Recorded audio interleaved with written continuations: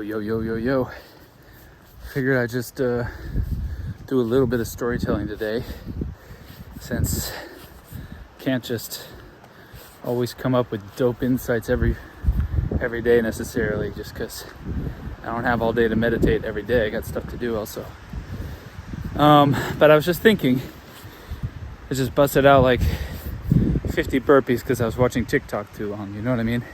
Had to change my body and mental state, so yeah, just made myself super winded. Feels good. Just stepped outside to get some fresh air.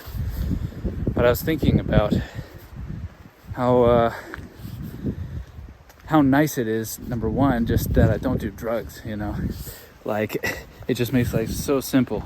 And I was thinking about the day that I quit everything except, you know, like some coffee and sugar also. So those are kind of the two frontiers, but we're not tripping on coffee and sugar so much.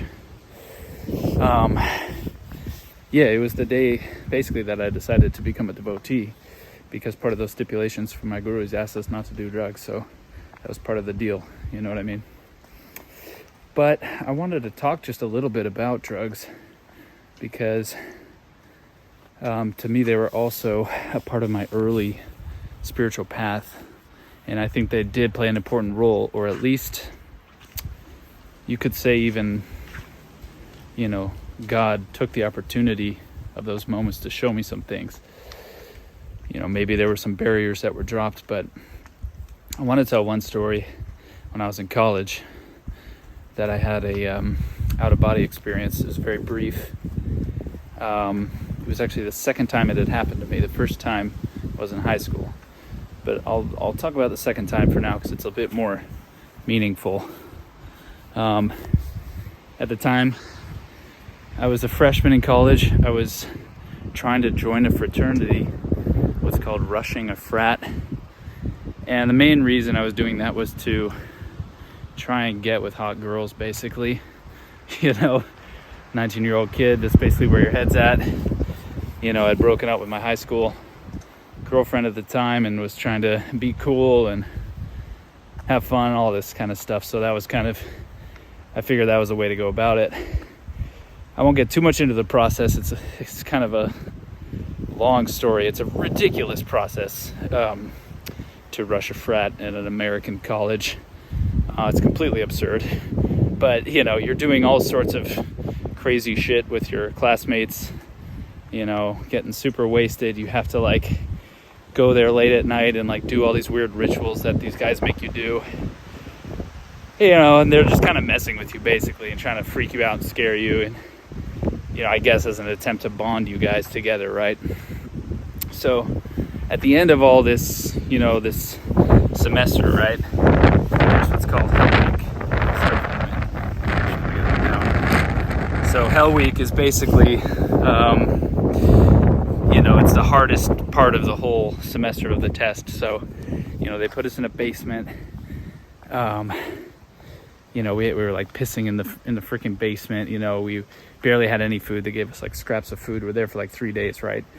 And we'd have to like run up the stairs and like, you know, all these strange things. Like, but the main kind of event for us was like we'd all have to go out into the living room. They set up like bleacher stairs where they would all watch us under like a bright spotlight, right? And a guy would come out in a Grim Reaper mask, huge staff, smash the staff down, really scare the fuck out of us. We all had to look at the light so we didn't see any of their faces, right? They were always smoking and drinking and watching and laughing and stuff. And they'd make you recite things from the handbook. They'd make you, you know, do a bunch of push-ups, whatever it was, you know what I mean? So like you just had to go do all this shit. So anyway, we go through this whole Hell Week, you know, blah blah blah. It fucking finishes. Finally it ends, and they kind of reveal like, oh, all these tests, all these kind of things you were supposed to figure out, all these like weird codes and these candles. It was all just BS. We're just fucking with you. And, you know, so part of the celebration was like to go hit this huge bong. Once we were all in, okay, it's over, we're finally in the frat. We all, like, it's a tradition to go upstairs and you hit like this giant bong. It's like from here, like we had to like stand up on a ladder and it was all the way down. It's fucking huge, you know. And they light the bong up for me and I take a huge rip. Inhale so much smoke. I'm just coughing. I'm dying. I'm like coughing so much. And I'm like, I feel like I have to puke. I'm like trying to puke. I can't even puke. It's just so much coughing, it's such a huge hit.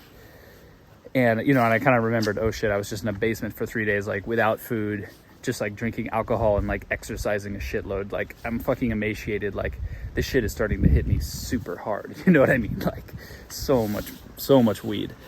And so we go downstairs to the main hall, and I'm standing there by the front entrance with one of the older guys who was already in the frat. And his girlfriend comes up, and the three of us are talking there. And as we're having a conversation, my awareness basically leaves from, my normal, you're just witnessing reality, right? My awareness leaves that position and goes behind me. It's kind of goes out of the back of my head, and I'm like above myself, and I can see myself having this conversation. And I'm fully aware of myself having the conversation. I'm continuing the conversation. Like I can still feel my body, but I can see myself doing it. And I can also see everyone else in the room. And it's kind of like things just started going in slow motion. And I see all the guys I was just with down in the basement, like putting on their sweatshirts in slow motion. It has like the letters of the frat on them. They're all stoked to be in the frat. Slow motion. Yeah, bro. Oh, high five. They're like high-fiving the dudes who I'm recognizing not fucking 30 minutes earlier were like fully abusing them, like publicly humiliating them and doing all this weird shit. And I just realized, like, whoa, this whole situation is totally fucked. Like, the whole concept of this social structure is totally, like, fucking stupid and fucked. And it's just this pattern, and like, I don't want to be a part of it at all, you know what I mean? Like, yeah, I wanted the girls, I wanted all the fun, but like, at its core, like, it was fucking not cool. And I left then. I walked all the way home, and I fucking took a bath, man. I soaked in that water and just fucking chilled, man. And that was the end of it for me. Yeah, I like went back a few times, went to some of the parties, but it was never the same. And eventually I left.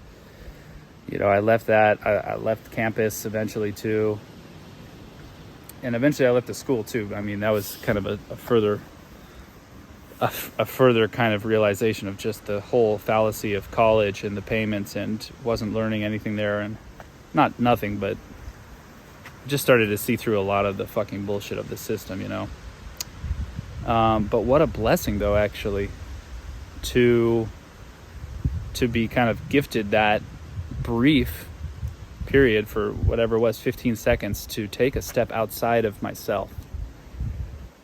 Now, I'm definitely not, I don't want to say that, I don't want to promote like drug use, because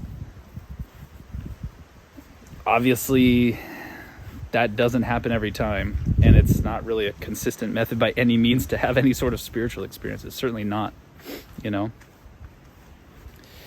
I actually continued smoking weed for years and years after that, and kind of started to get anxiety and stuff, and like couldn't quite figure out how to kick the habit, and eventually just went cold turkey on everything, and I'm never going to go back, obviously. It was kind of like eating meat for me was one of those things. Like I woke up one day, same day as my best friend also. We both it was kind of crazy because we both woke up one day in college. Independently, we both realized we knew we would never eat meat again in our entire lives. Like, it was so fucking obvious, and we never did. Never looked back. And it's like that with drugs for me now too. Ever since I realized that I wanted to become a devotee and devote my life to a spiritual path as the primary thing, it just became obvious. It's like, okay, you need to go for God. You don't need to go for anything sideways, anything lesser. Just put it aside and just go straight for the goal. But anyway, the point is that everything along your path still has value, and it's still a beautiful part of the journey. Yeah, and I don't know if that, and I guess what I'm reflecting on is that, God is with us throughout the whole journey, not just when we fully devoted to Him. God is always there with us. even when don't even realize that he exists, you know. And I really, looking back, see these moments of my life, like that experience, as grace, because it really allowed me to skip so many years that I would have like completely wasted, you know. And I already have, you know, essentially, I could say wasted a lot of my life, but I don't know. It's all part of the journey, right? But still, I see it as grace, because really I could have spent another 4 years, you know, really just blowing a lot of my life energy on stuff that so wasn't where I was supposed to be. It so wasn't me. You know what I mean? Like, that whole culture was just not who I was. And I guess, you know, I got a soul message at that moment saying, look, see this for what it really is. Don't be caught in your ego of wanting certain things and, you know, thinking that this is the right path. I don't know how to put it exactly, you know. I guess I was just blinded by desire and willing to be somebody who I wasn't actually, in order to get certain things that I think that I thought that I wanted, to be happy, to be satisfied with life, right? It's normal human shit, but really I was honestly gifted with that experience, just to say, hey, look, this isn't actually who you are.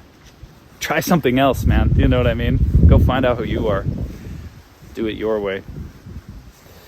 So anyway, one little story from my life. You know, again, I just want to reiterate now, I'm completely like drug free, and I'm, you know, don't intend to promote it at all. But it also had its place in my personal journey. So yeah, but again, I don't really see it as the drug itself as being the change agent as much as it is divine grace that for whatever reason chose that moment, that excuse of that altered state to allow me to kind of get that message. So anyway, hope you guys are well. Take care.